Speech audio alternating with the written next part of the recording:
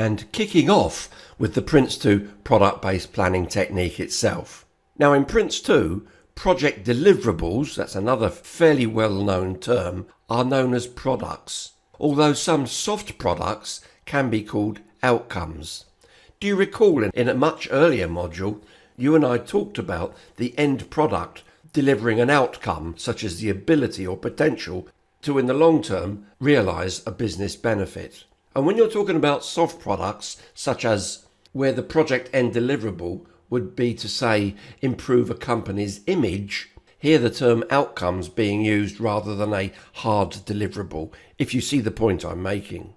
And as my preamble suggested, do not start by making a task list. We use that later, and I'll be giving you a blow-by-blow account of how you create such aspects such as Gantt charts, estimating and so forth in Module 11. And right at the heart of product-based planning is of course the Prince2 product description, which you're already fairly familiar with. So Prince2 product-based planning can be applied in any industry and any project type. And that would include agile type of projects as well. With regards to the Prince2 7 principles, the Prince2 product-based planning technique supports the Prince2 principle of focus on products.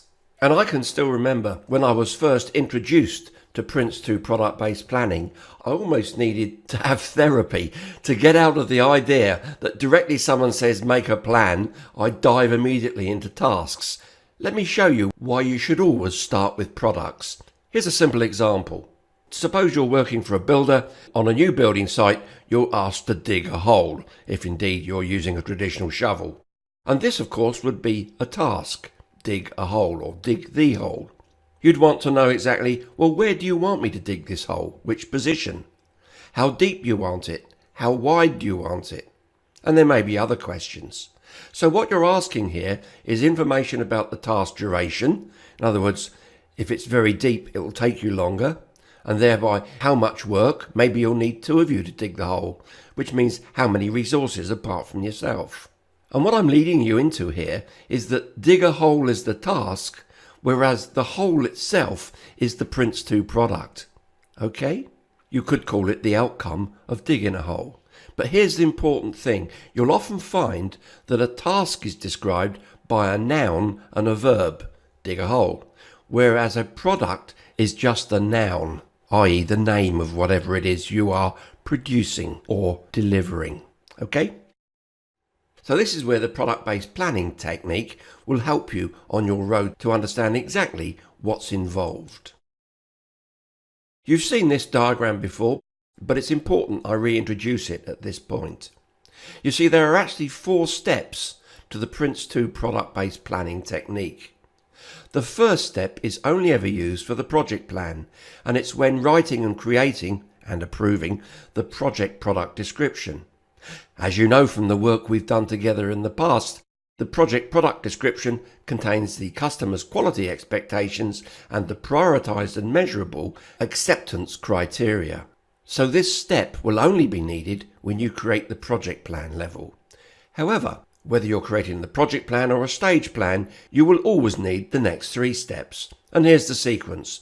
The first thing you'll want to do is create what's known as a product breakdown structure.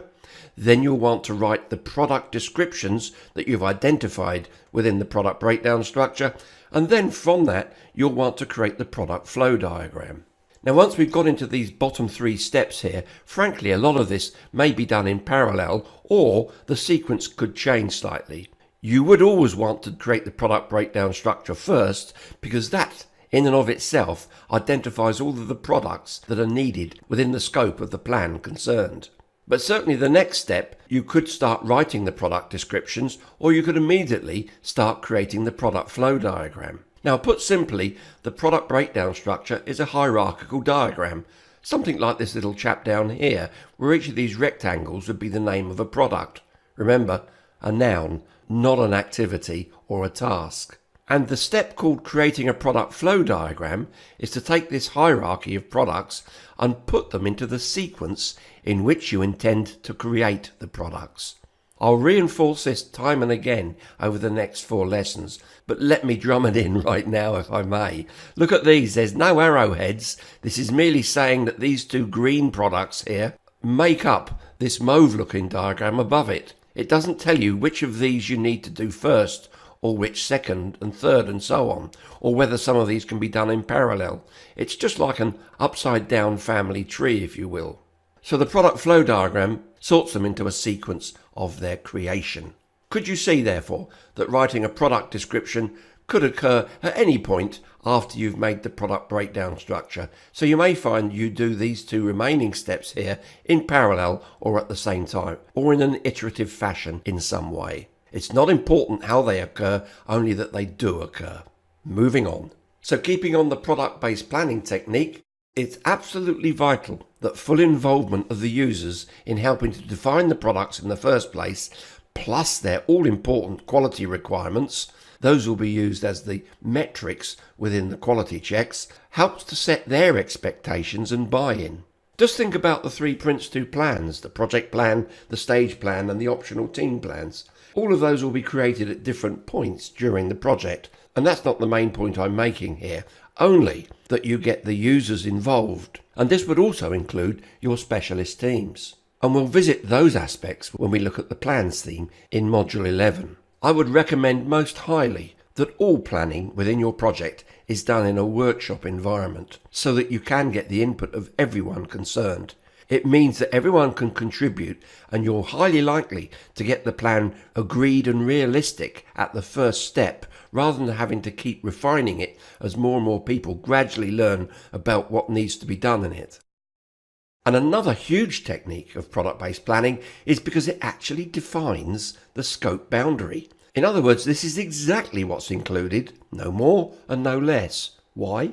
Because you've identified all of the products. And this, of course, provides a solid foundation for change control, avoiding that dreaded scope creep. Probably 80% of dead projects have suffered at the hand of scope creep, which is where, insidiously, more and more products are added, literally a day at a time. But if you start off by inviting everyone and agreeing the full scope of exactly what products we'll be making, then scope creep cannot occur. That does not, of course, mean that as requirements evolve and are better understood within the project, that new products or modified existing products may need to occur, but they'll therefore be done under change control, and that will be no problem at all.